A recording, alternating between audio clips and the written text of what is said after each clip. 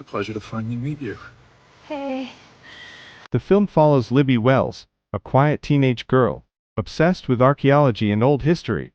After returning from summer camp, where she mostly stayed alone, reading books, she is picked up by her cheerful, but struggling mother, Michelle, a writer facing career problems. During the drive home, Michelle tries to chat and jokingly asks if Libby liked any boys at camp, but Libby responds coldly while focusing on her book. To make her smile, Michelle turns up the music and sings along playfully. Before admitting she missed her daughter, Libby softly says she missed her too. Near their lakeside house, Michelle asks Libby to drive despite her having no license. Moments later, Libby notices a huge sale sign outside their property and is shocked. Michelle explains she wants to sell part of the land to save money for Libby's college, but the expensive watch on her wrist makes Libby doubt the story. Michelle finally reveals that the expensive watch was a present from her new partner, a man named John, whom she now wants Libby to meet. As soon as they reach the lakeside house, Libby notices John stepping out of the water and immediately becomes fascinated by him. He greets her kindly and promises he would never come between her and Michelle. Later, John gives Libby a small gift, an antique bracelet with an abalone stone, knowing her love for ancient artifacts and history. The thoughtful gesture deeply affects her, and for the first time, she puts extra effort into her appearance before joining them for lunch. During the meal, Michelle explains that John is a freshwater scientist, researching how climate change and pollution are destroying underwater life. According to him, rising temperatures and shrinking freshwater sources are causing many species to disappear, so his team is searching for ways to help them survive in saltwater environments. He jokingly calls it his attempt to save the planet. However, the mood suddenly shifts when John begins coughing badly at the table. Michelle quickly comforts him, but while hugging her, John casually places his hand on Libby's bare shoulder, leaving her feeling uneasy and disturbed. Late that evening, Libby keeps replaying thoughts of John in her mind. Struggling to rest, she silently heads to the kitchen to grab a drink of water, but while returning to her room, she hears strange loud noises coming from Michelle and John's bedroom. Feeling nervous, she quickly rushes back into her blanket. A short while later, John steps out into the hallway and pauses for a moment outside Libby's door before walking away.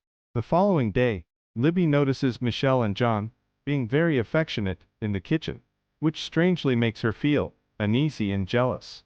Later, Libby reminds her mother about their yearly tradition of burying memory boxes for loved ones who have passed away.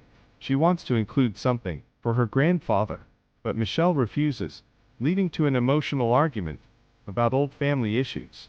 Upset after the fight, Libby walks alone near the lake and accidentally gets bitten by a strange poisonous creature hiding under a rock. As she angrily tries to shove the creature away, John suddenly stops her and explains that it was only protecting its babies.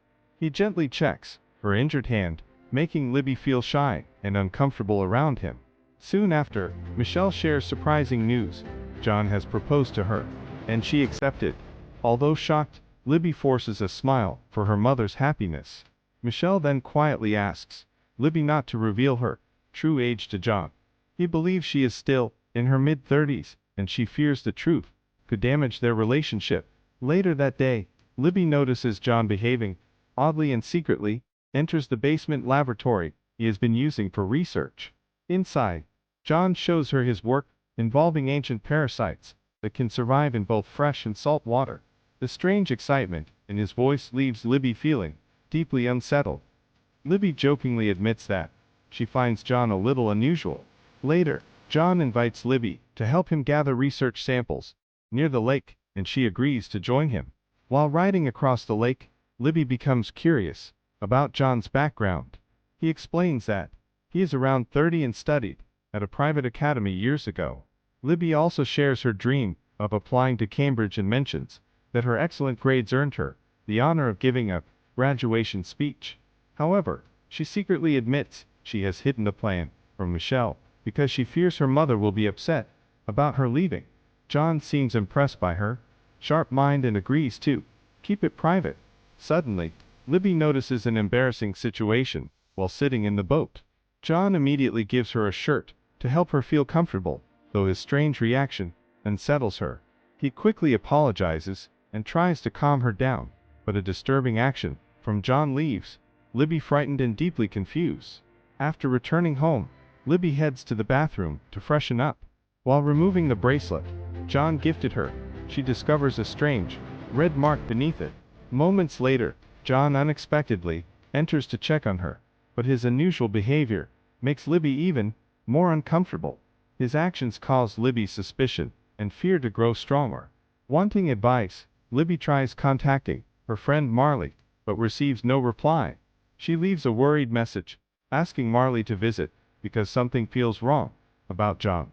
Later that evening, Libby discovers food and an apology note from John outside her bedroom door. In the message, he says sorry for earlier and promises not to repeat his behavior. Later, Libby notices a mysterious orange glow shining across the lake outside her window. To her surprise, she thinks she sees John moving toward the strange light in the water. She rushes outside, but the glowing object vanishes before she arrives. Moments later, John suddenly appears behind her. When Libby accuses him of being near the lake, John calmly points out that his clothes are perfectly dry, making her question what she saw. John claims he sometimes wanders outside at night, without remembering it later, but Libby does not trust his explanation. She points out that the sleepwalker would not carefully lock the door behind them. The next day, Michelle feels ill and sends Libby into town for medicine and a pregnancy test. Outside the pharmacy, Libby spots John with an unknown woman, but before she can follow them, they disappear. Back home, Libby meets Marley and finally shares her fears about John. Marley encourages her to confront him instead of staying silent. Later, Michelle happily announces that she is pregnant, but the news only leads to a huge argument. Libby insists John has been acting strangely for a long time, while Michelle refuses to believe her. During the fight, Libby accidentally reveals Michelle's real age, shocking John and causing him to storm out. That night, Libby hears unusual noises and secretly investigates the house. She notices something unnatural about John and soon sees the mysterious glowing light near the lake again. After searching the area, she discovers what looks like a hidden spacecraft underwater. Terrified, Libby rushes home and finds Michelle trapped inside a large tank in the basement. While hiding nearby, Libby finally learns the truth. John is actually an alien creature. His species came from a distant, saltwater planet and has been secretly experimenting on humans in order to survive on Earth. When John attacks, Libby discovers that salt weakens his real form. She manages to rescue Michelle, and together they escape. But later, Libby wakes up, trapped in another hidden facility, surrounded by creatures identical to John. As water rises around her, inside a massive tank, she realizes these beings have been using humans as part of their terrifying plan to continue their species.